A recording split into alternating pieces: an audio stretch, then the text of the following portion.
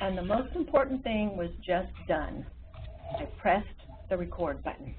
That's right. Press the record button. Dun, dun, dun. So many times I forget that.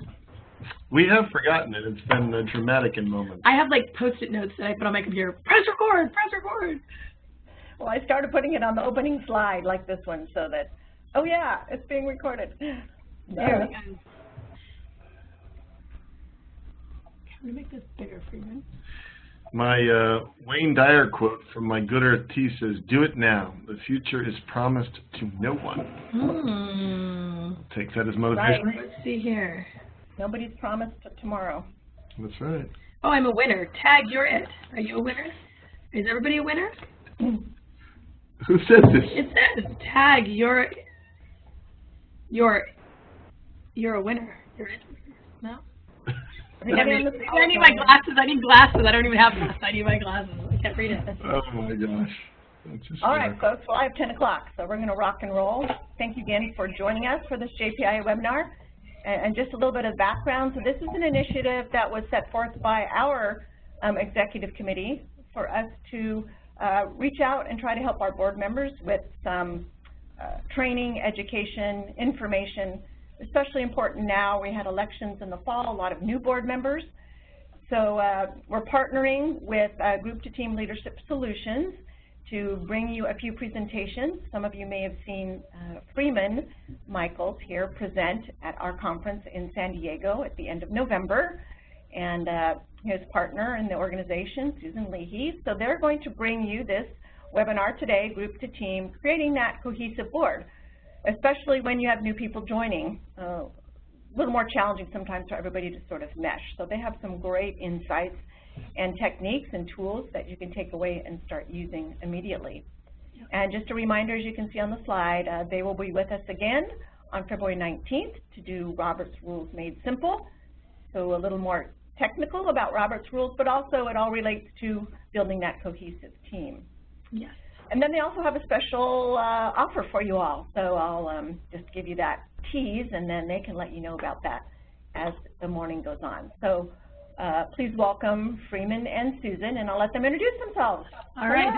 The applause. Oh, please, please. Thank you very much. We're very glad to be here. My name is Susan Leahy. And I'm Freeman Michaels, and we are the co-founders of Group to Team Leadership Solutions. I have the wonderful opportunity of seeing many of you at the conference in San Diego.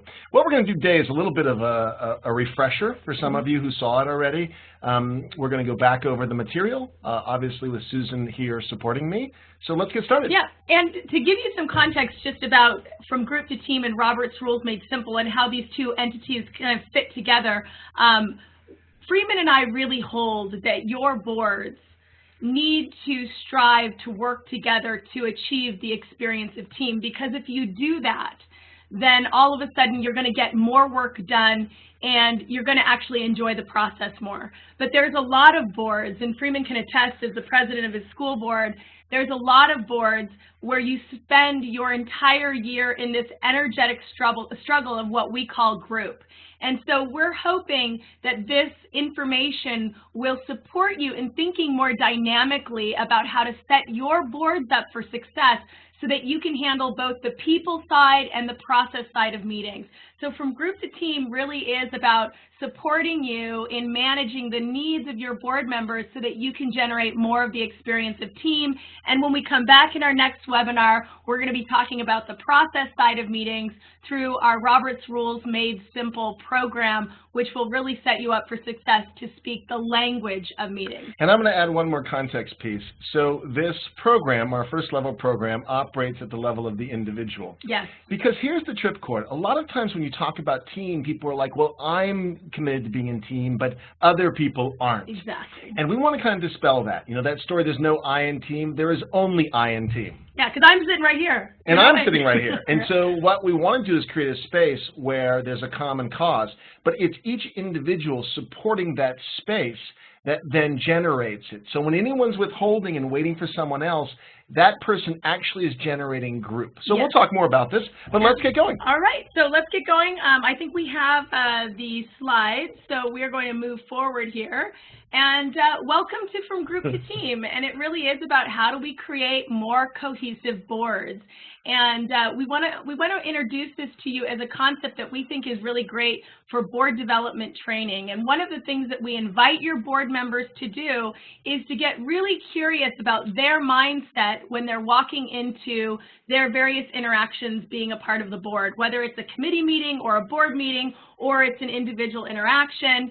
It's that sense of where is your mindset? And so we want to introduce you to a concept that we think is so powerful and one that needs to be reiterated to your board members. Are people walking in fixed? So we want to invite you all to make a fist right now and let this fist represent how many of your board members walk into a meeting. They walk into a meeting with a fixed mindset, a fixed agenda, a personal agenda, and so it's like you're now trying to communicate with somebody like this. You know, you think about what's the energy that's created when somebody's fixed and closed.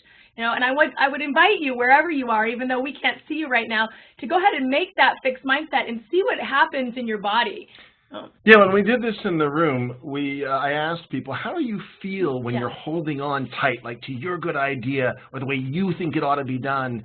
And so that fist then generates a kind of tension, anxiety, stress, sometimes anger, and you can see how it's a mindset game that then emits an energy that other people are responding to. So the invitation right now is to just gently begin to release your grip on your idea, your thoughts, your way of doing it, right? Sort of loosen your grip on reality, on your reality, to allow for what? There's space here now for other ideas to get in. Yeah, and what's so important about this point, especially related to your board members, is it's essential to remind them about how their energy impacts the meeting. If they're walking in with a fixed mindset, then you're going to run into a lot more resistance. If you're encouraging your individual board members to take responsibility, to adopt a growth mindset, they will be able to take an intentional deep breath,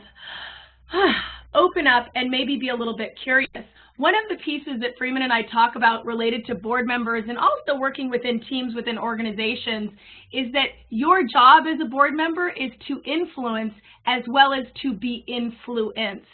And if I am just operating in the fixed mindset, always trying to influence, but I'm not willing to be influenced, then our meetings aren't going to be nearly as dynamic. So this slide, while it's simple, is really important for a reminder for your individual board members to help your meetings run more effectively.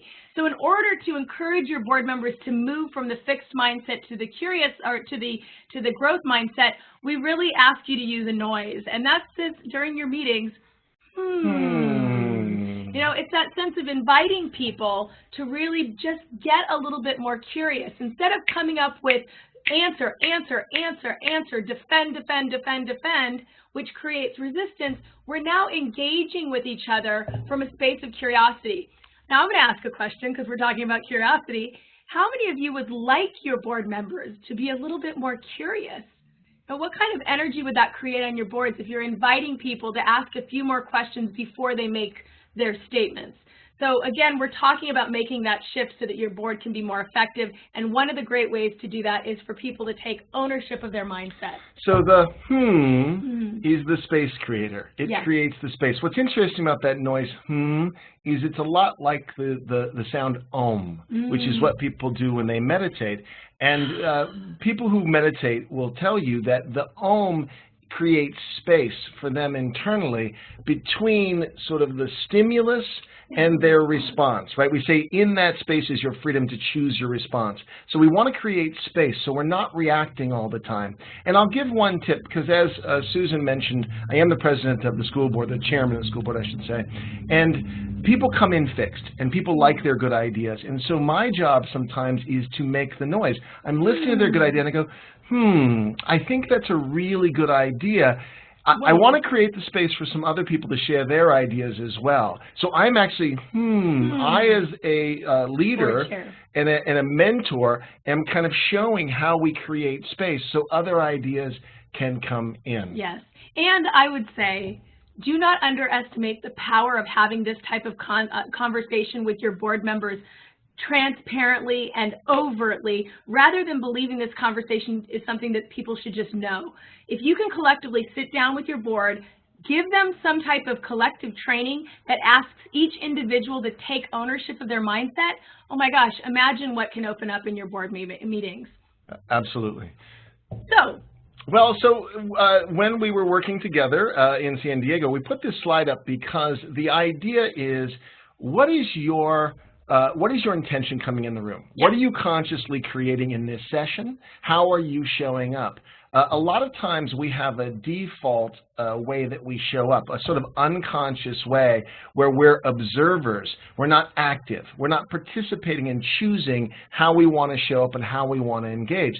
So we put this slide up to invite you to begin to actively choose why this session is important to you. Why are you here? What do you want to create out of this experience? And one of the things, especially as Freeman's saying, that as a board chair, what happens a lot of times in meetings is that your board members, they don't walk in being intentional about setting the meeting up for success. They wait for the board chair to set the context of the meeting to be successful. If the chair does good, then okay, we've got a good meeting. But the reality is, every single person in that room is responsible for what's being co-created in that meeting. And so we need to ask our board members to be more intentional about what they're wanting to co-create. And one of the things that we want people to co-create is team, that we want to create a meeting environment where the energy goes like this rather than the energy going like this. And so I have to, as an individual, be responsible, not just put that on the chair to create what's happening in the room. And before you go on, I want to take one moment too, because beyond, we're talking now about boards, but you know, many of you have staff, yes. You know, for your water district, and so this is such an important tool for them. And I want to take it even further. Susan and I talked about leadership in every area of your life, and so when I come home from work to my family, I want to set a context for how I want to show up. Look, I live in Los Angeles. Traffic can be crazy. There's stress. There's pressures. But when I park my car, I want to take a deep breath and set an intention for how I want to show up energetically. What is the space that I, as a leader is just another word for chooser. Yeah. I'm the chooser, right? So I'm choosing how I want to show up as a leader, the chooser, to create space for harmony, for fun, for interest in my kids' day and my wife's day, and how people feel. So leadership in every area of your life, yes, this applies to your board, but it applies to your staff, it applies to your family, it applies to your community. How do you show up at the grocery store? Are you in fixed mindset, or are you in an open mindset where you're consciously creating your own experience? I love that. Super important. So as we're moving forward, or trying to move forward. Let's try this. Let's try this.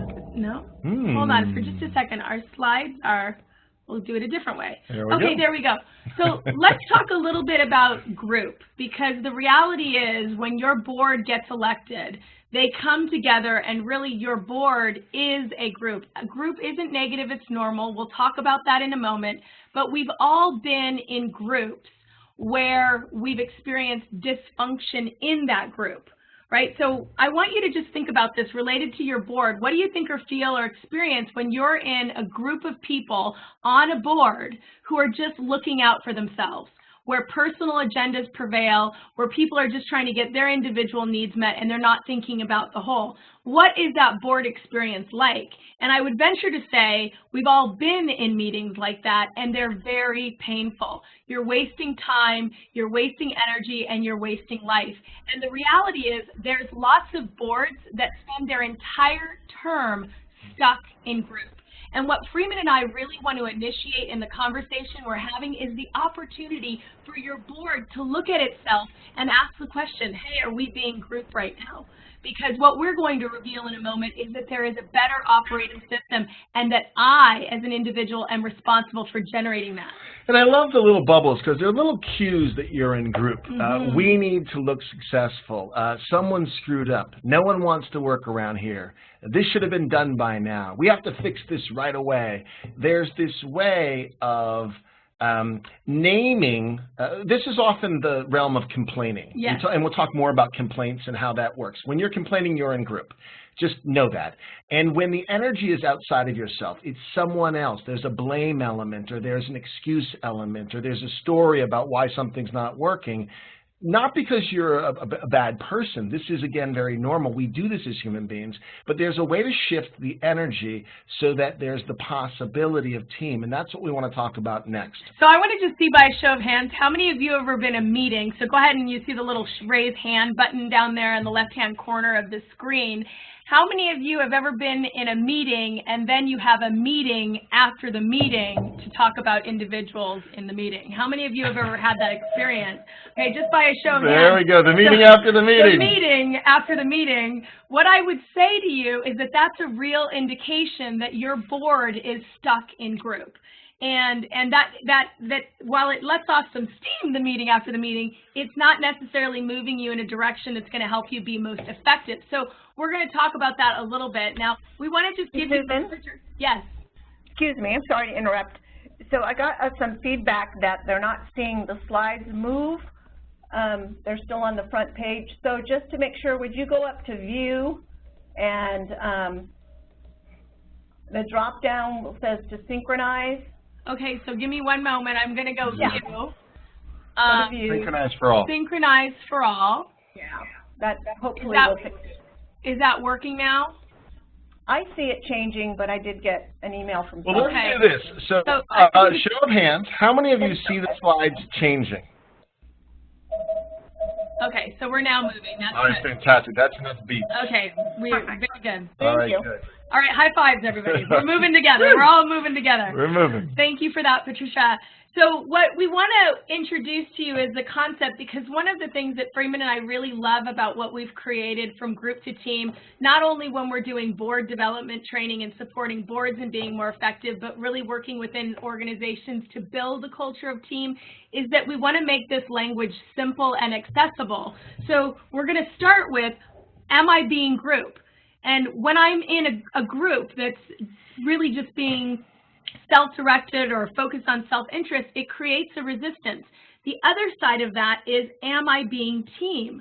So I want you to just think about, what do you think, feel, or experience when you are participating on a board that really is generating the experience of team? So I want you to kind of think about that energy. And for me, it's that I kind of feel more energy in my body even thinking about that type of experience, right? Yeah, well, let's take some, if you don't mind raising your hand, if everyone who has their hand can put their hand down, just look at the little screen. And if you'd like to answer this, I'd love to hear from you. What do you think, feel, or experience when you're on a team? What's the experience you have? And you can unmute your line real quickly and just yell out a word or two if you'd like to help us out. That'd make us Or they can chat it in on the bottom there. They can chat it in on the bottom.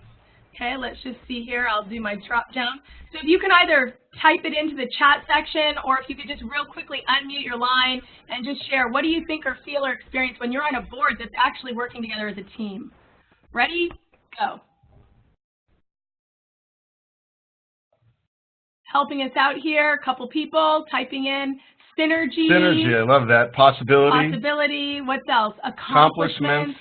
Okay, let's get a couple more. What do you think, feel, or experience? It's fun, right? Don't underestimate that. I really do believe, especially with my work with robertsrulesmadesimple.com, that there are few things more satisfying than a meeting where work actually gets done. Totally. You walk out, you feel a sense of unity, there's progress. Right? So all of this. Let's go back. I want to go back to the energy meter. So Susan loves this. Here's your energy meter. The energy goes up. We know we're in group because the energy begins to lag. It doesn't have to be all the way down. It's just kind of this drag on the energy. So that's a good indication. So great. So when you recognize that the energy is going up, you want to sponsor that. And we sponsor that by being curious. We sponsor that by being open, and so forth. And we sponsor that energy by acknowledging that energy. When I'm in a meeting and the energy is going down, I'll talk about that. I'll say, okay, look, I'm feeling as if the energy is going down. I have to work too hard to be here right now. I want to invite people back into the room. Let's get curious. Does anybody have any questions? So then all of a sudden what you're doing is you're guiding that energy so that people can get back to that space of feeling more collaboration and unity, and we're having a little bit more fun. Yeah, so I want to say something about that. One of the things that we work with a lot is reinforcing reinforcing feedback. We don't talk about positive and negative feedback. We talk about reinforcing feedback and constructive feedback. And so the reinforcing feedback is the most important feedback. It gets lost a lot. But when a meeting goes well or when a discussion goes well, we want to say, that went well. I felt like everyone got a chance to contribute. That felt great. Right. So as we do that, what we're doing is reinforcing what we want. When we complain, we're actually reinforcing what we don't want. We're arguing for our limitations. It doesn't mean that we can't have discussions, constructive conversations about what isn't working, as long as we keep orienting towards what is working. And there's some studies that are very interesting. They show that 5 to 1 is the optimal ratio. 5 times as much reinforcing feedback to every 1 constructive sort of comments, right? So we want to keep organizing towards what we do want, and in that context we can talk about what doesn't work, but we want to keep organizing towards and acknowledging what is working. So very simply put, we've got 2 options as a board. Are you operating as a group, or are you operating, generating the experience of team? One of the pieces that makes Freeman and I's work different related to team building is that we do believe that there is an I in team, and that team building does start at the level of individual, but we also believe that team is not a destination. We believe that team is an experience. Now, I am having a little bit of that issue again, so I'm going to go back and I'm going to press synchronize for the screen. It's already synced. It's already synced. But I couldn't forward, so I don't know if anyone else. That's a different issue. So under view, you'll see that it's already synced. Yeah, we're already synced. Okay. So does everybody see, if you raise your hand just so that we can get a sense, do you see the slide that says, what if team is not a destination? If you see that, okay. Thank you. That makes me feel better. Because for me, this is really a core premise of Group to Team, is that we do not believe that your board is ever going to become a team. What we believe is that your board has the unique opportunity to generate the experience of team. What if, now just get curious, what if team is not a destination? What if you're never a team? What if you are a group of people that can generate the experience of team? Because let me just do this real quickly. Can you write down into the chat line when I do this, when Freeman and I do this, what do you think of? What does this remind you of? Okay, write down what you think of when you see us do this. When somebody goes like this, what do you think of? Huh? Money! There it is, right? So we think of money when we see this. But what I want to let you know is that the currency of team is energy. And that energy is something that we get to creating in the experiences that we're having together. So your board, every single meeting has the opportunity as a group of people to generate the experience of team. And so it's an experience that we get to keep creating over and over again. And this leads us to another question. What if there are only 2 options? Yeah, what if everything that you do, you say, you think, you feel is either keeping you in group or it's elevating you into the experience of team? For me, this really is the cornerstone of why this training is so powerful, is because it's so simply put. Every individual, every board member now understands that they only have 2 options. You're either sitting in that meeting in a group mindset, or you're sitting in that meeting and you're in a team mindset. And that mindset starts at the level of individual. And when we simplify it that much, all of a sudden, I can start being more discerning as an individual, and I can start asking myself the question, am I being group or am I being team? Because now, how many of you had this experience? Someone walks into the room and they just throw energy towards you and you're like, ugh. Now, just by show of hands, how many of you have had that experience, right? There's that one board member that won't shut up, no, right? And it seems like that board member kind of keeps everything going. Well, what's fascinating is that you and me and everyone in the room is throwing their energy somewhere. Now, we can't do this exercise now, but when we come in and we do our live training, we actually have everyone take ownership for, I am in group when I. So I am in group when I roll my eyes.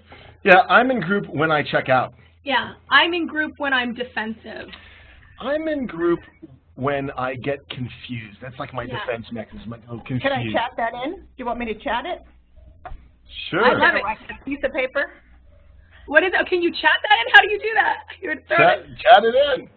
Just a virtual throwing. Yeah. I'm in group when I. So think about some of your own patterns, and we all have them when you're in group. Yep. So I would love some chats. I am in group when because other trainings, people will look at, well, my boss is not being team. He's in group when he, and over there, they're being group. We want your board members, and we want your employees, and we want your staff members, and we want your managers to look at themselves and say, you know what, well, I'm in group when here it is, when I'm defensive. What else? I'm in group when if you could go to the chat functionality and put yourself out there a little bit and just own, I'm in group when I'm defensive. I am in group when go ahead and put that out there. Let's see a couple more responses. I know it takes a minute. Confused? Someone shared me in that. That's a defense mechanism. This is a big one when I am upset with board members. So I walk in and I'm angry at board members. I am in group when I push back from the table. Ooh, I love that physical, right? So it's like you see that. I'm in group when I'm doing this. I'm in group sometimes when I cross my arms. Look at this one. This is great. Oh, when I'm not prepared. Oh, and in board meetings, this is a big one. We walk into that board meeting going, oh my God, I got a meeting in 5 minutes, but I haven't read the agenda. I'm not prepared.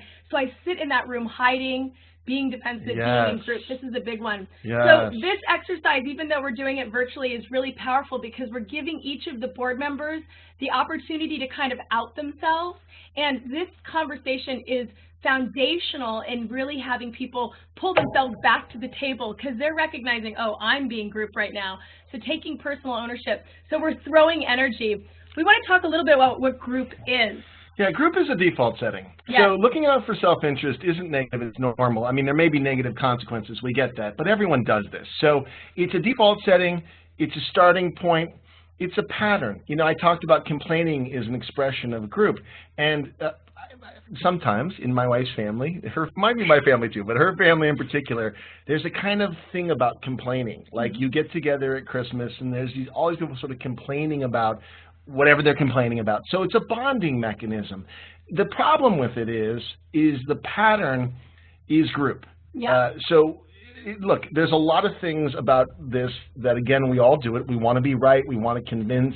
We want to play it safe. We want to be the loudest. We want to get our way. We want to get the last word. We don't want to rock the boat. These are all normal patterns, but they cost us something if team is what we aspire to. And I want to just add right here, for those of you who are curious, Freeman and I are married, but not to each other. That's true. It's true. People think that. Like when I'm talking about my wife, I'm talking about her. No, my wife is not. No. Anyway, we're a different team, right? So now I want us to look at this because this is really crucial to the generosity of the work that we're doing, because I want you to really fully understand and think about this, that group isn't negative. It's normal. What we've created in our working environments and on our boards is that if our chair isn't doing it right, then there's something wrong with him or her. And if we're not being team, then we're defective in some way, right? And then we've also heard the word dysfunctional teams. Freeman and I believe that that does not exist. There is no such thing as a dysfunctional team. There is a group that is showing signs of dysfunction, and those dysfunctions that we see are just an indicator that that group wants something more to emerge. But you cannot inherently be in an experience of team and it be dysfunctional. Well, this is the point that a lot of times we call ourselves a team, but that doesn't make us a team, right? You can call up the credit card company and they say, oh, let me transfer you to our finance team, or let me transfer you to our customer service team, and the truth is they're not really operating as a team. So just calling it a team doesn't make it so. Team is an aspiration, and you only really have team when you have an experience of it, right? There's no point of arrival. Some organizations operate as team a lot. That's their primary orientation, or some departments do.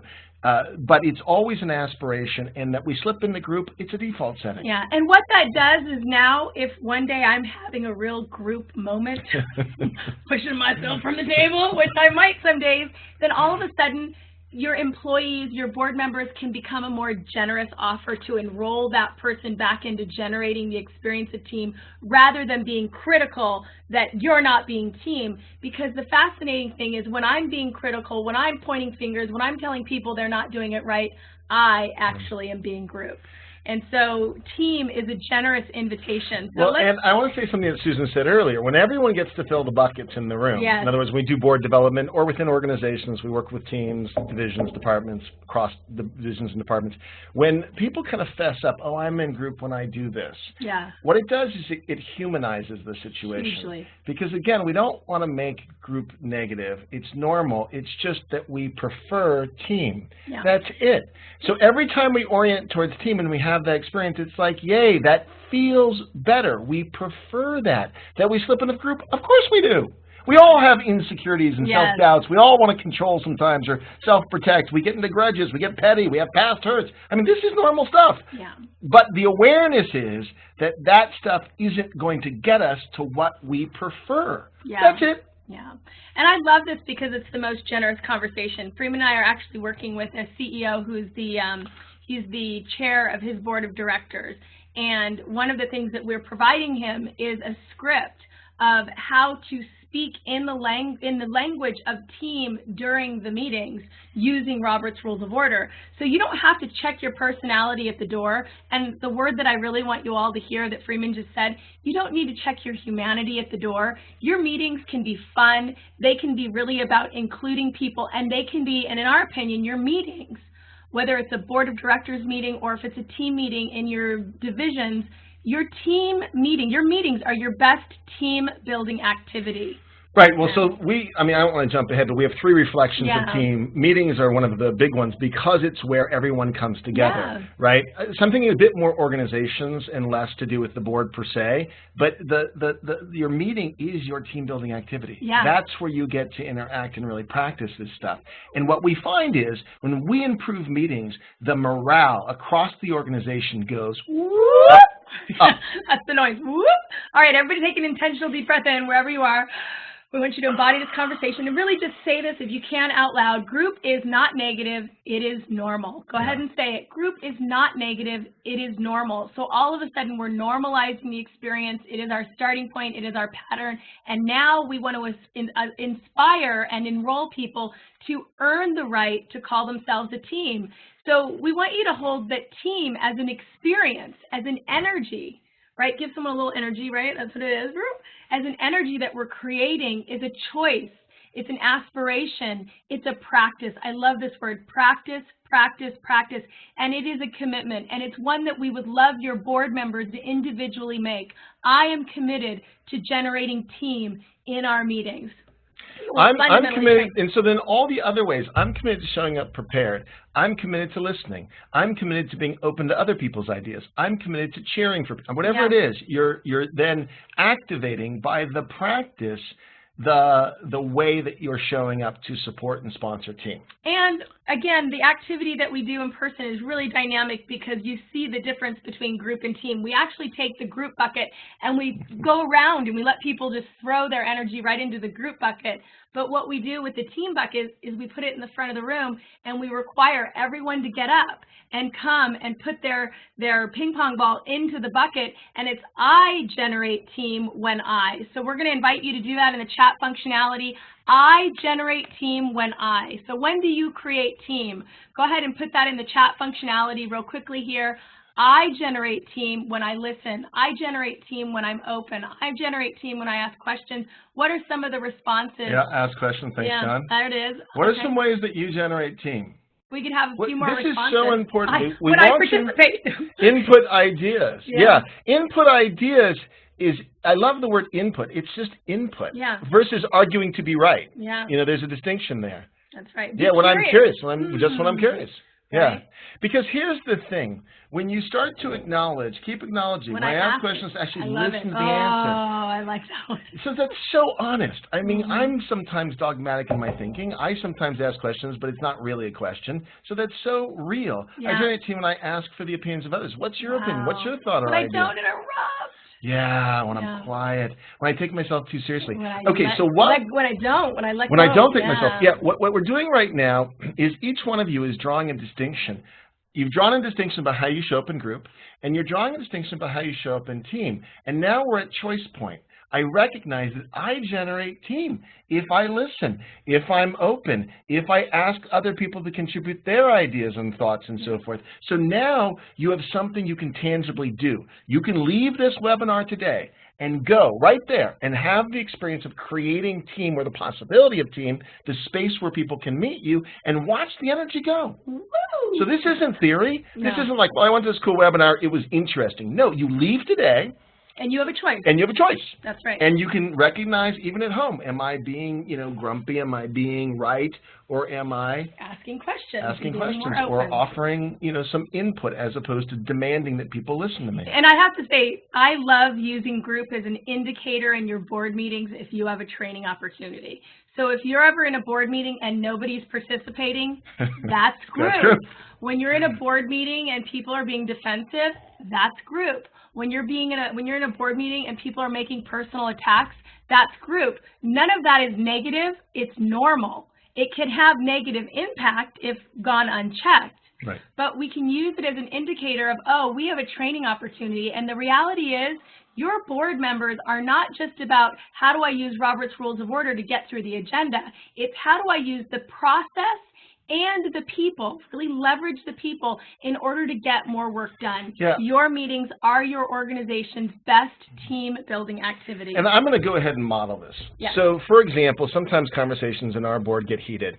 And my job as the chairman is to facilitate a constructive conversation. So I might say something like, okay, wait a minute. It feels like we're getting heated, and I don't want everyone just arguing for their position. I don't mind that you're passionate, but can you contribute your position in a way that allows other people to have their thoughts and ideas? Yeah. So it's not an admonishment. It's like I'm really holding the space that we're co-creating sort of as sacred. And I keep coming back to, what do we want to create? Well, we want to create an environment where people feel safe to share their ideas. We want to create an environment, and when Susan and I do board development, we do a bit of what is the environment you want to create, and we actually come up with, we call it the high five context. It doesn't matter. We come up with a way of really identifying what you want, and then the thing about saying what you want is you're either acting in alignment with what you say you want, or you're not. Yeah. So it's simple. It isn't easy, but it is simple. And so once we have that, we can keep coming back to that and say, well, look, we're committed to creating, and whatever the things are you're committed to creating, and that interrupts the pattern of group. So we would like everyone right now to raise their hands wherever you are. I want you to put your hand in the air. So put your hand virtually in the air. Who generates team? Press that button because we want you to take personal ownership. Who generates the team? I generate team. Yeah. And this is a very important point for us to get everyone on the board to own, because it invites people to really take ownership for their personal actions and the impact they're having. Intent does not equal impact. And so just because I'm showing up and I'm passionate doesn't mean that I'm generating the impact of team. So we know that we all have impact. This is another thing that we'd like you to think about related to your boards, and especially your board chairs. Many times when people take on the board chair position, they can adopt the energy of power over. And many times managers and well, I will say not leaders, but managers within an organization will adopt the energy of power over, which is this command and control energy, right? And so you sit in this space where it's about dominating and manipulating and controlling. I will also say you will have individual board members who try to flex their knowledge of Robert's Rules of Order, and they try to use Robert's Rules of Order as a weapon during your meetings in order to have power over everyone else. This creates a very messy meeting environment, and when you can talk about it transparently, collectively, it calls everyone out, and then we make the invitation to say, let's talk about power with. How can we really be powerful with one another? Yeah, so the question we get all the time, and thank you, Alan, for saying it, is what if it seems like team's not available, or attainable, I should say, attainable. Some members appear to not be open to team ideas. Talk of team is one thing, working as a team is another. Absolutely. So this is where some board development is really helpful. So when you have difficult people, and we all know those folks, and we come in and we help create some standards and some preferred way of operating, then that becomes a harbinger. You can always go back to that and say, here's what we're committed to creating. And again, it's a way of just going back to what we want. We call it the front of the boat. I won't go into this, but what it is we want to create, what we're wanting, right? and then allow people to self-organize in or self-organize out. I realize many of your boards are elected, so people can't necessarily opt out, but energetically, what happens organizationally when we work with organizations is people opt in or they opt out. So what may happen with a difficult person is some of those behaviors begin to quiet. That's their opting out. You know, so and that's preferred versus having them be adversarial. So we just want to call this out. There's a power over paradigm. And a lot of people, even good people who want to be more collaborative, can default to it. You know, I find myself, I'm on a committee too. And on the committee, the loudest voice sometimes is the one that's heard. And the quieter voices may have really important feedback, but they're kind of suppressed by the loudest people in the room. So we've had to really make an effort to draw out everyone's ideas, because just because someone's loudest doesn't mean their ideas are the best. So this is an adjustment we make over and over, because it's easy to default to power over. And I will say, what is powerful about the training that we specifically provide is I have not seen on the market and all the leadership and team building trainings that I've attended that we really are starting this conversation at the level of the individual. And so all of a sudden, what happens is that there's a personal responsibility. Now, I know that you're thinking it's not attainable because of that member, right? But what happens when you pull the conversation inward first, then all of a sudden that does shift the energetic context, and everyone on the team that already buys in is going to start speaking differently. And when we speak and interact with our environments differently, and our energy is focused on power with and developing and generating team, then all of a sudden our external environment can make some shifts that weren't possible before. So we're going to give you some other tools. Number one is the tool of getting curious. Number two is the tool of, am I being group? Am I being team? It's that sense of taking personal ownership to ask that question. And then number three is to call out, wait a minute, are we in a power struggle, power over? Let's move over to talking about how can we be more in collective power with one another. Let's keep moving forward, because I do believe there's some additional tools that will help answer this question. But it is an important question, one that we get all the time.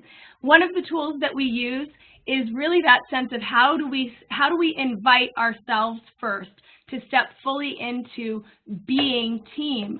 Well, I need to really describe what it looks like for me. Who am I up to being? And so we invite people to create what we call anchoring statements. And these anchoring statements are very powerful, and they're created by the individual. I'm going to share my anchoring statement with you right now. I'm going to introduce myself to you through my anchoring statement, and it goes something like this. My name is Susan Leahy, and I am a loving, powerful, committed woman. Yes, you are.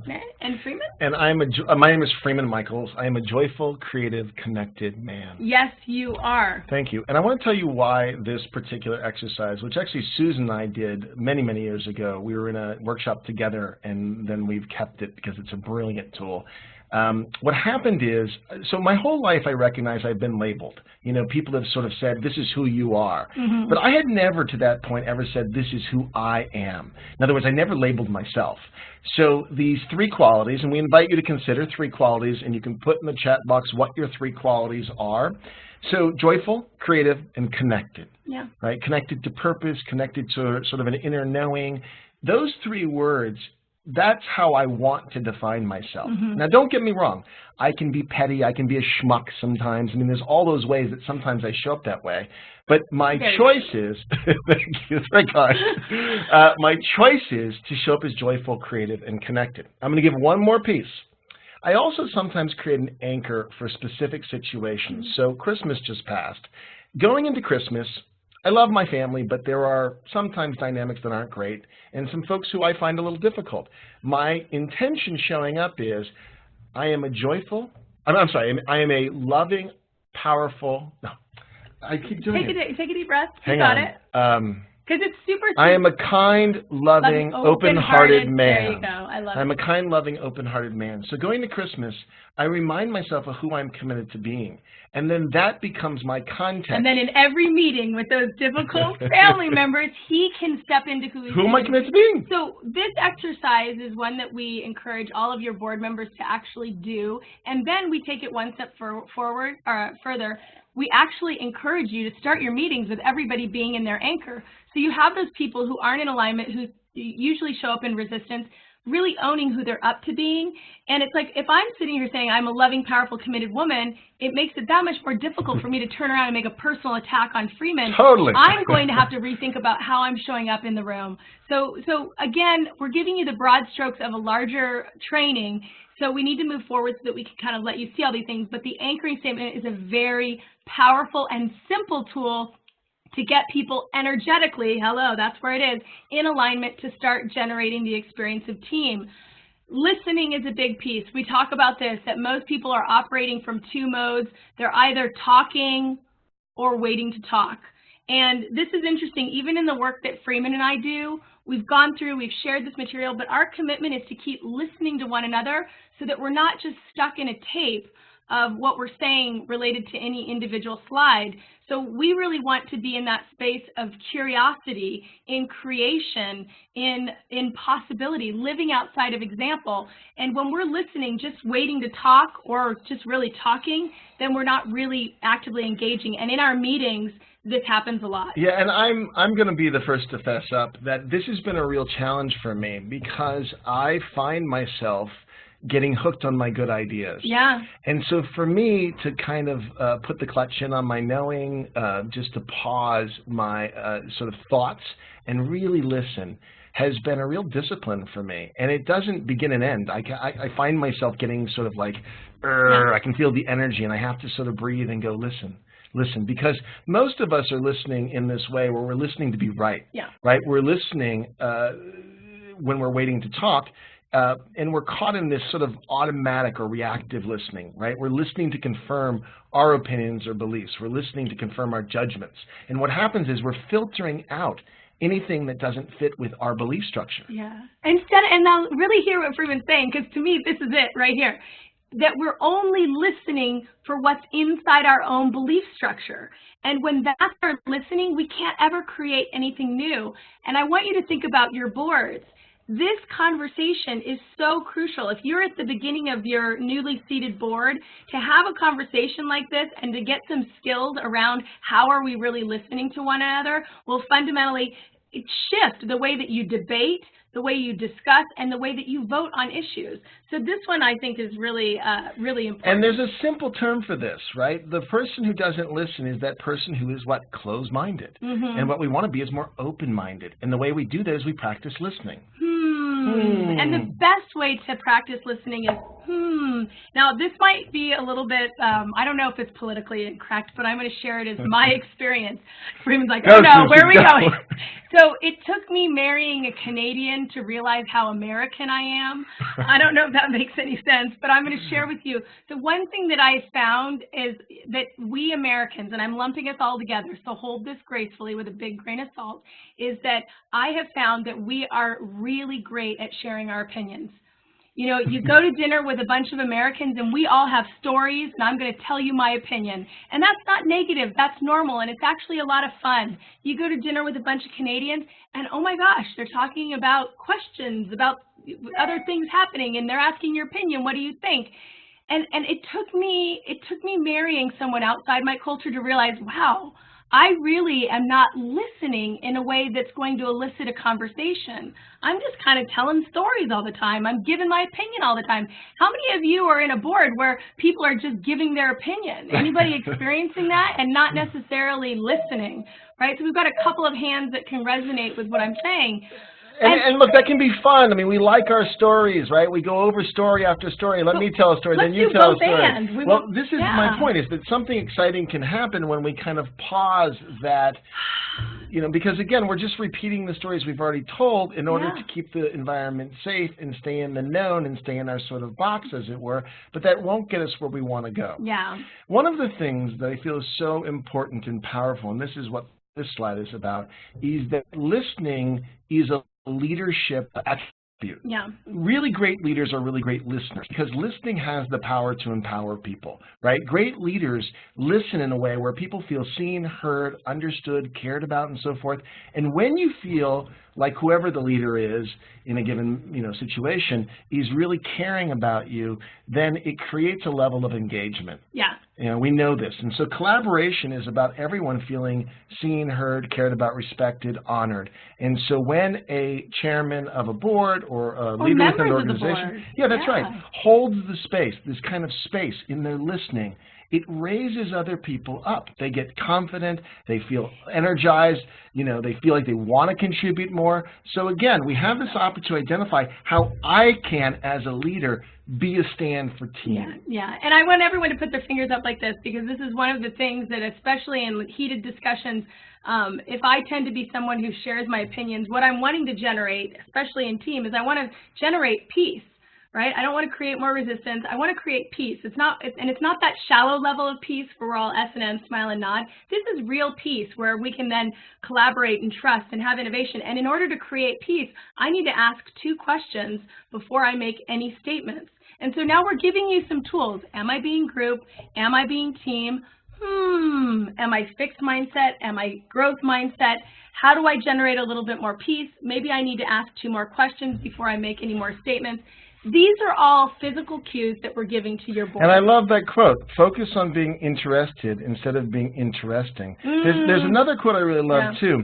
No one will care how much that you know until they know how much that you care. Yeah. Right? Again, we can easily get into just spouting our information. And look, your information is important. We want to know, we want you to have expertise. Just please don't be the expert. Yeah. Like, you can have expertise and knowledge and experience, and you can share it, or it's input, whoever said that before. That's one thing. But the person who plays the expert, anyone know what I'm talking about? Hands if you know what I'm talking about, playing the expert? Everybody playing the expert, anybody anyone know that? Someone plays the expert. Thank you. It pulls the air out of the room. It pulls the energy, goes, someone's now, they're in monologue. So that's really tricky. So, and it is tricky on the web environment. I think we're, that sense of monologue. So I appreciate your energy and your being present so I can feel you out there. So thank you. One of the things we want to talk about, and again, this is really interesting with boards, is that you're getting alignment ahead of agreement. Now, some of these concepts we cover in a later part of our training, but we wanted to just review them at a high level with you. What if people came into your board meetings committed to finding alignment? Now, everybody do this. Alignment where? Energetic alignment. That we're aligning around our commitment. We're aligning around common cause. We're aligning around shared goals. So it's that sense of before we engage in the debate, we're actually going to maybe remind each other and get into alignment around our shared goals and our common cause. Yeah, so alignment pools for agreement. It's like the iron filings, to the magnet. One of the things we didn't talk about in the last slide, you don't have to go back to the last slide, is listening for alignment. So I'm listening, a lot of times when we're listening, do we agree or disagree with someone? Ooh, say that again, say it again, say it again! A lot of times when we're listening, do I agree or disagree with this person? Versus listening to hear their thoughts and ideas and find commonality. And if we're doing that, then it creates this space, right? It creates this space where we begin to create the commonality, and then that itself, if we can be aligned, even when we don't agree, right? When there's an issue where we don't agree about that, we know our alignment. As a leader or a chairman of a board, or whoever on the board, we can keep coming back to what we are aligned around. Well, we're all aligned around X, Y, Z. Yeah. So how do we accomplish that? You can disagree about the best way to get there, but if you have the alignment, that pulls ultimately for agreement, and you'll get through the disagreements more gracefully. Yeah, and fundamentally what Freeman is saying, and we just need to hold this even in a more simple way, is that when you are experiencing team, you are in alignment. And so the generous offer that we want to make to your board members is for them to continue to ask the question, am I in group? Are we in group? Or are we generating the experience of team? Because team essentially is alignment. It's alignment around the energetic experience that we want to be in while we're getting whatever work done we want to get done. Yeah, and if your team or your board or your work team does the training, then you can even begin to say, I feel like we need to get realigned. I feel like we need to realign right now. Yeah. So when things start to get messy, it's like, well, what can we agree on? What's our common cause? You come back to sort of the starting point, and then it changes the disagreements. Yeah. I'll tell you an amazing alignment experience I had with this one, Susan Leahy. We got hired, I don't know, maybe 5 or 6 years ago to create a leadership program, actually only for women, at a bank in Mexico, Banamex, largest bank in Mexico, actually, owned by Citibank. And it's now called Citibanamex. We got hired to do this job, and we had to put together a program that was new. It was sort of like customized for them, and we were putting it together, and we got in our, what I call our first fight. It was our first fight. Like, I was so sure I was right, and she was sure she was right, and we were like, "Arr!" And she said something fascinating. She said, Freeman, you deserve to feel good, and I deserve to feel good. This doesn't feel good. And I immediately put down my position. I remember that moment. I immediately went, wow. Yeah. That's so profound, Susan. Yeah. The context for how we want to work together is we both want to feel seen and heard and respected and cared about. Yeah. And it doesn't feel good when we're not. Yeah. So do we really want to fight this out and be right about the best way to do it? Or do we want to get aligned again? And that just pulls for agreement. And guess what? The minute we realigned, the solution arrived. Like, we immediately figured out what to do. So again, alignment ahead of agreement. Don't listen to whether you agree or not. Listen to align, and then and if you get unaligned, realign. Yeah. Well, wait a minute, what are we committed to here? Yeah. You know, we're arguing right now. And alignment is the energy, and agreement is in the content. You know, so we got to align around our common cause, our shared goals, our feelings, what we want to align around as a team, generating team, and then we can get agreement around whatever project or thing that we're debating. So again, this is a really interesting one, because what happens, and we're going to just show you this real quickly, if your board this is the way you handle your board meetings with everybody and everyone's always arm wrestling. Now let's just say this real quickly. If Freeman and I have to sit in an hour-long board meeting and this is our energy with each other, how are we going to walk out? What are we going to be thinking or feeling? You know, are we going to be tired? Are we going to be, you know, exhausted? Are we going to be frustrated? Are we going to be sweaty? You know, because we're fighting with one another. And so our group, our idea is realizing that group will keep you in a space of this energetic arm wrestling match. And the goal is we want to create a communication environment where we're reminding people that we really want to be more collegial, that we're really shaking hands, that we're really connected in this issue, and that we're working together. You sometimes have to be the reminder, hey, Freeman, I'm a loving, powerful, committed woman. I'm committed to generating team right now, and I'm not going to fight with you on this. So let's get back into alignment. Let's take a deep breath. Let's figure out how we want to move forward. But I want to remind you, you deserve to feel good, and I deserve to feel good. So all of a sudden, I have to be the individual who leads the conversation back to what's going to be most productive ultimately towards the end. You know? Yeah, because, you know, look, how many times in your day does someone kind of come at you like that, right? They come at you with this energy of, you know, their idea or their complaint or their frustration, even if it has nothing to do with you. Again, living in Los Angeles, any meeting I ever arrive at almost, I have to take a deep breath because I just had to get through traffic, and it's stressful, you know. So that ability to sort of ground and center and determine as the chooser, right, as the leader, what's the energetic environment that I want to create.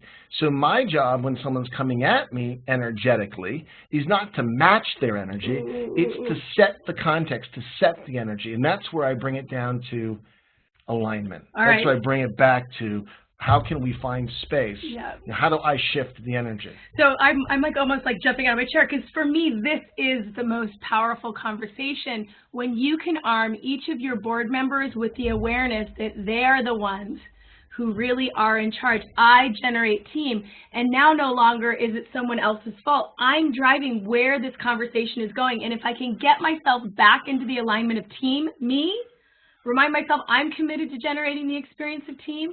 I want to remind you I'm going to set you up for success. You deserve to feel good. I deserve to feel good. I'm 11. Like all these tools that we're giving you, they're not just fun little workshop tools that are cute. These are integrated practices that will support you in significantly shifting the outcome of what you're generating in the situation. Yeah, because look, if I go back to this question about, well, there are some members who, you know, show up as difficult, whatever. The question is, are you matching them energetically? You know, I understand, look, I have people on my board that are a little tricky, but my job is to determine as the chooser the energetic context of how I'm showing up in relationship to whatever they are or are not doing. One of the things, and this is not the training today, but we talk in terms of being a leader or being a manager. Great managers are great leaders. They're kind of the same thing. So great leaders, they don't manage time and tasks. They don't necessarily even manage people. That's a little bit of a trip cord because you end up managing personalities, which don't do that. What you're managing is context. Yeah. You're managing this energetic space.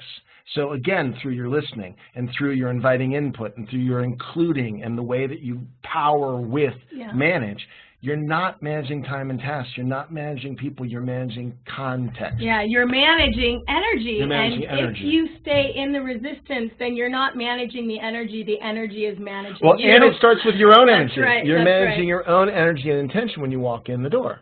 So there's a sense of, are your meetings collaborative or are they competitive? Let me just say this again.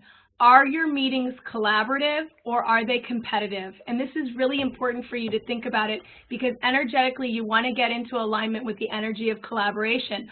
Are your meetings being one dialogue and is it dialogue or monologue? Is it one person droning on and on after another person droning on and on after another person droning on and on? And I say that respectfully, but still droning on and on. Or is it a sense that we really are in a dialogue? And we need to create a space for healthy debate. We need to create a space where we can actually have some healthy friction, that these things aren't negative, they're normal. And when we can be in alignment around the energy, that when we get into these debates, this isn't about not having difficult arguments. It's quite the contrary. It's how do we have difficult arguments in a more powerful context, collaboration and team, and that really does start with the individual commitment that you are making. And what's fascinating is we always get this question first, what if other people, what if we could just ask you for this one 90-minute session to indulge the conversation completely, wholly, and totally about me? I want to generate team. I'm committed to generating the experience of team. I want that it's about you. And when I can make that shift and I can take a little bit more ownership that it starts here, then all of a sudden what's happening out here has the opportunity to shift and really surprise you. Yeah, can I take responsibility for how I'm showing up? Responsibility from our perspective is the ability to respond. To the degree that something's happening to you, you're a victim. You're not in choice. But the minute you can own at least your own response to whatever's happening, now you're in leadership. You're in choice. Yeah. So many of us, we default. Someone comes at us energetically. Instead of managing our energy, we match them. Yeah. And then we're lost. We're not the leader anymore. We're on the ride. So, look, it starts with me. I'm responsible for generating team. I generate in every area of my life. Sometimes I run into difficult situations and or people and or whatever, but my commitment to team doesn't change. Yeah. Here's what I've recognized. Yeah. Ultimately, what's best for we is what best for me. I want to create spaces where people can meet me that works for everyone. And so this is my orientation because here's the truth of the matter. Every organization is going to co-create a culture. They're going to. You put people together, there's going to be a culture that's co-created. Most people do it unconsciously. What we're offering is that you do it consciously. You consciously and deliberately, whether it's board development or whether you create your own internal activities to figure out what is it we want to, how do we want to show up? How do we want to interact?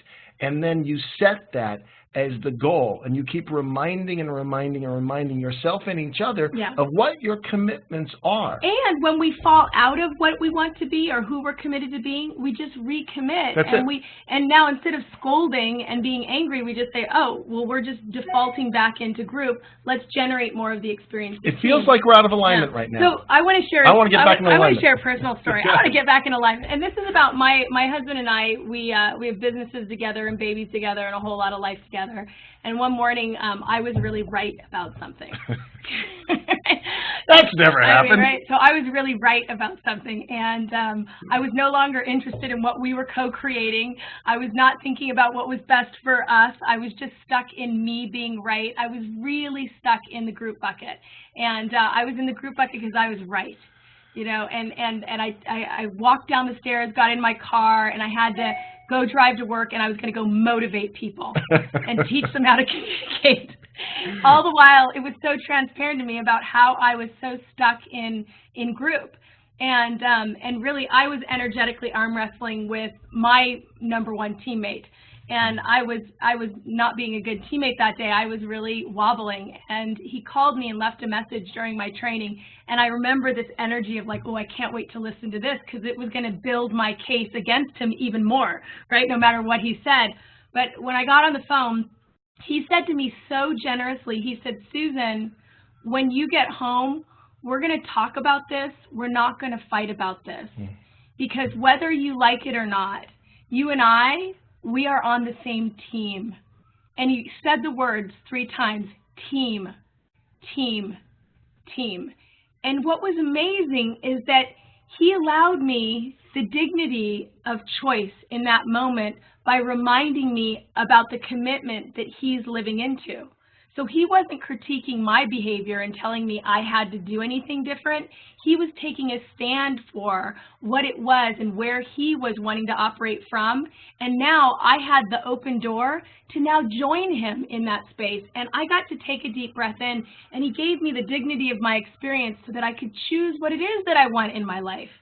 You know, and that's really more team. And so team is ultimately best for me, and it is what we are co-creating. So Alan asks, here we go. What if a lack of trust exists? Yes. So we're going to talk about that, I think, next, because we're not going to talk about trust. I mean, trust is very important. It's critical, but it starts with respect. Yeah. Right? So we create trust by being respectful of one another, and that's the big piece of the puzzle, because here's the thing. Well, let's see if it's the next slide. Maybe it is. I don't think it's. It is! So Alan, give yourself a high five. Yes, You are a beautiful transition person, because what we want to offer, because this word comes up, the 2 words that actually come up most when we talk about team is trust and respect. Yep. And as Freeman was saying, that respect really is born out of Trust is born out of respect. Trust really is born out of respect. But what we never talk about is that there are levels of respect. Now, why we love this is that we actually do this training at this exercise after we do our first training at the beginning of every other training we will ever do with our clients, because it really is a powerful way to set the context. Yeah, so if you do one exercise to generate team, this is the one that works. Like, it has the most impact. All right, so there are 3 levels of respect. The lowest level of respect we call tolerance. Mm-hmm. And, you know, how does it feel to be tolerated? Yeah. I mean, go ahead. Let's ask that question. How does it feel? What do you think or feel when someone's just tolerating you? Throw that in the chat box. Okay. Anybody? Have you ever been tolerated?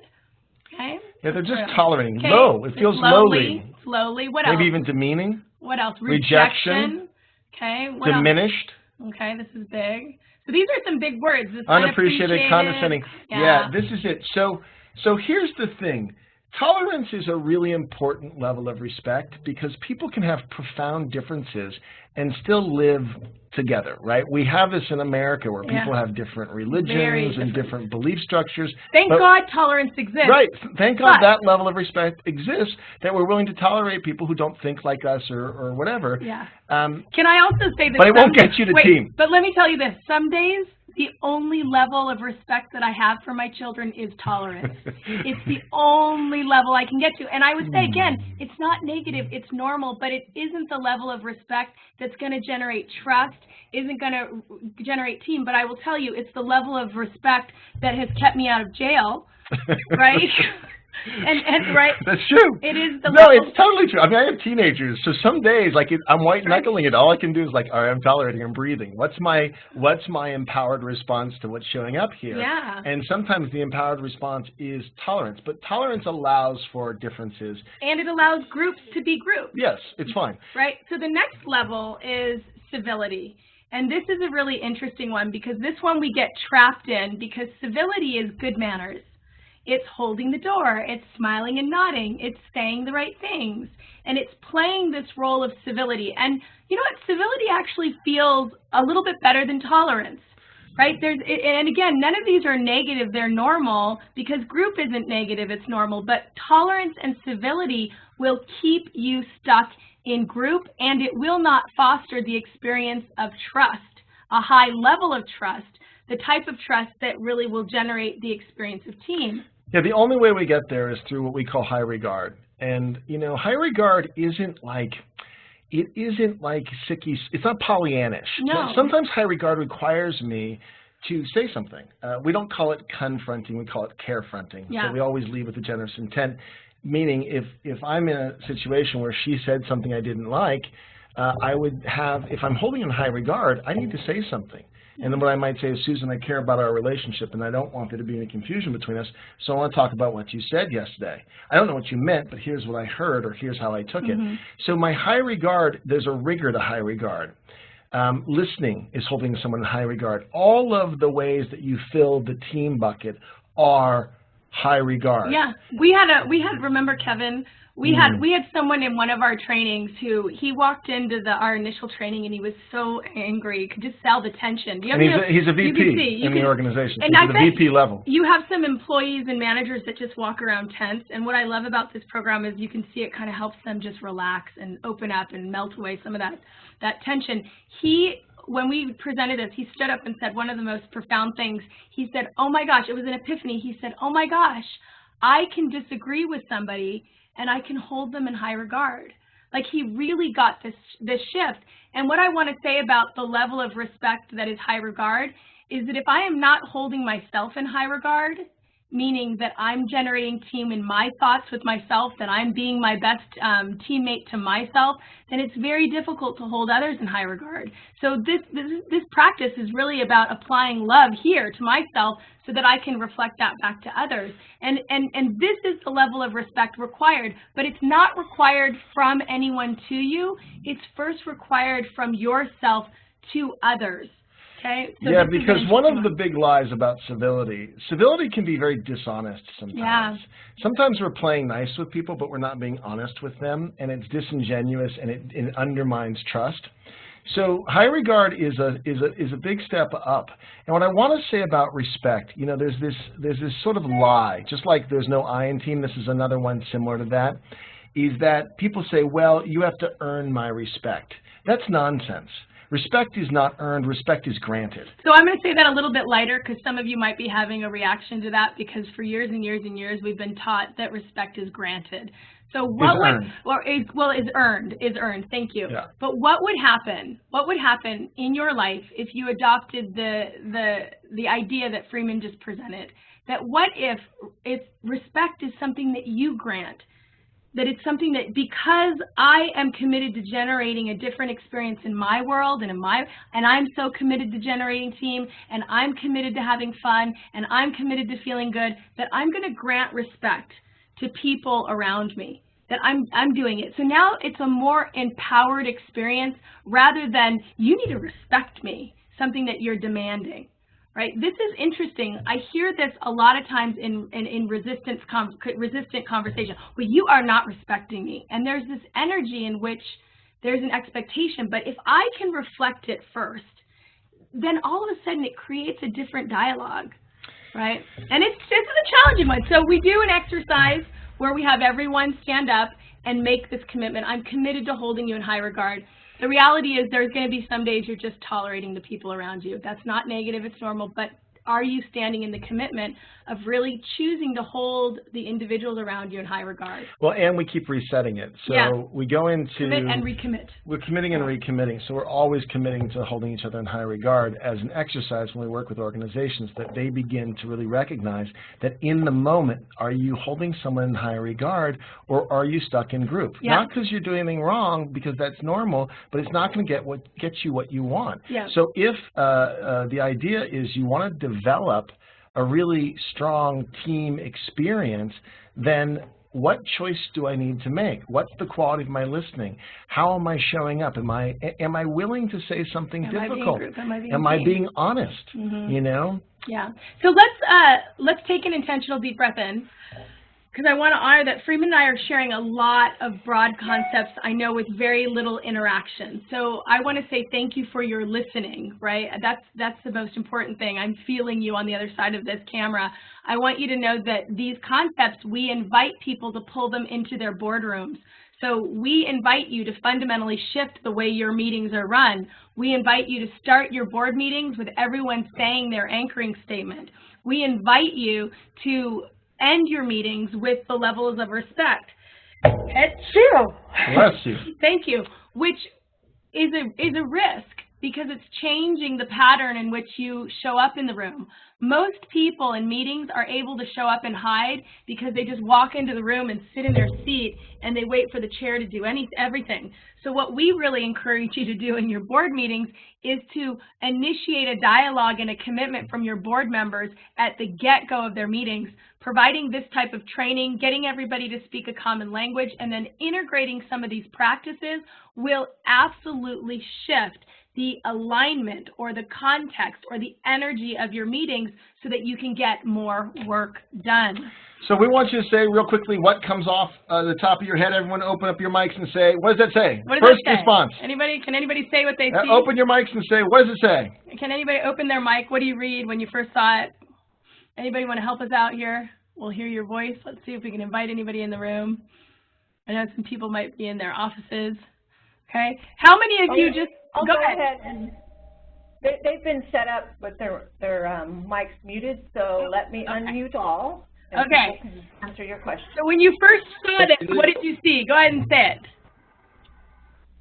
You got to all opportunity to be disclosed. They haven't disclosed it.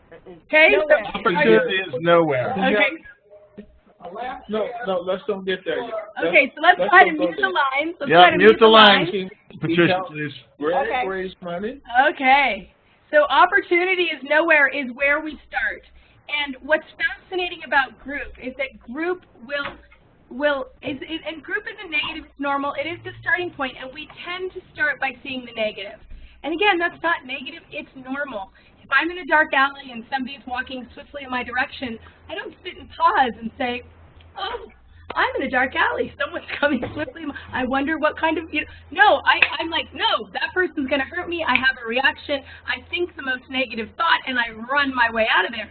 But what we want to encourage you to understand is that when you're wanting to generate the experience of team, it's going to require you to take an energetic deep breath and create the space for you to see something a little bit different. That opportunity isn't nowhere. That opportunity is now here. And we want to say that the boards and the organizations we work with, they all start off with the same letters, and some are really stuck in opportunities nowhere. Yeah. The questions of how do you deal with difficult board members, how do you get people to participate, all of that, we hear it, we get it. Yeah. And what we want to say profoundly is most of the organizations, I would say almost all the organizations, can flip to this. The letters are all there. People prefer team. Yeah. They prefer to create something, to co-create something that works for everyone, right? But they do start out in that defensive stance because this is what we do. We get closed very easily. We get stuck in group, and we don't know how to get to team.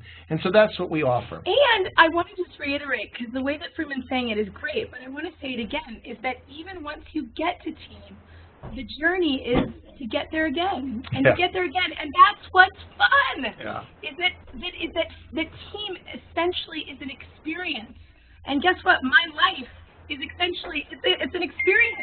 So we want you to get excited about the experience that you're co-creating on your board. We want to thank you for taking the time to really be in this session. We do have a special offer that we would like to make to you. Let's see if we put that special offer up. So basically, what we're going to be sending to you after this is an email, and that email is going to share with you a special consulting offer that Freeman and I are going to make, where we have a link that is created to do a team survey. And Freeman, why don't you tell them a little bit more about it? Well, I'd say we're going to have people. Along the top there, pardon me. The special offer. You are a beautiful human being. There it is. Oh, there it is. All right, so let's here. Give it up for Patricia. Good job, Patricia. Amazing. Yeah. All right, so this is a special offer we're making just to the ACWA and JPIA member agencies. This is not something we offer out in the world. Well, we offer it, but it costs more.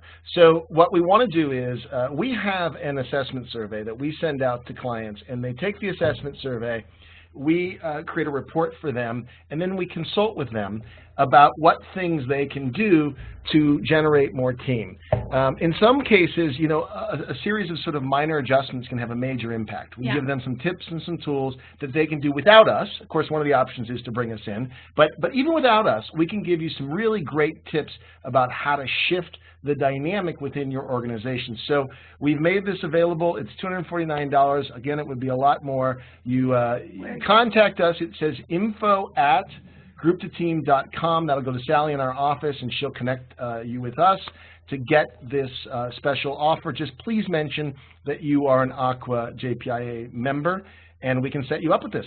So we can get you the assessment, you send it out to the people in your organization, they take the assessment, we get it back, we generate a report, and then we set up a consulting session to walk you through the things you can do to improve the quality of team within your organization.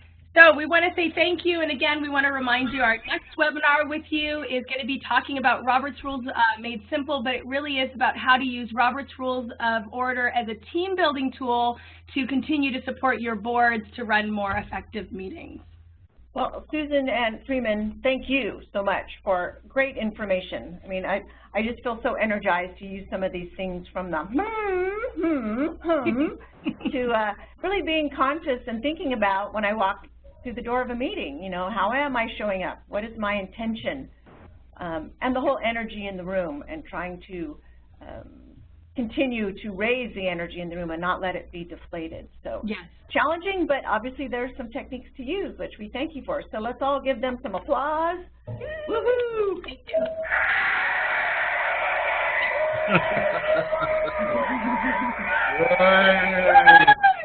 We're going to take you with us everywhere we go, Patricia. So I do want to remind the listeners that this has been recorded. We will be sending the link to the recording to everyone who participated. You can share it with your other board members, watch it as a group maybe, have a discussion about it. And also, Patricia, we will send out a link for the presentation I did. A couple people asked for the presentation. We videotaped it, so we do have that available, and that will also be something we can send out. Right, so we will put all that together and get that word out to you, and then plan on joining us on the 19th. As you can see, high energy, good information from these two, and they know what they're talking about. So get others involved and get them on the line with you. All right. Thank you again, Susan and Freeman, and we'll see you next month. All right. Thanks so much, everybody. Bye. Bye now. Bye-bye. Bye. Have a great day.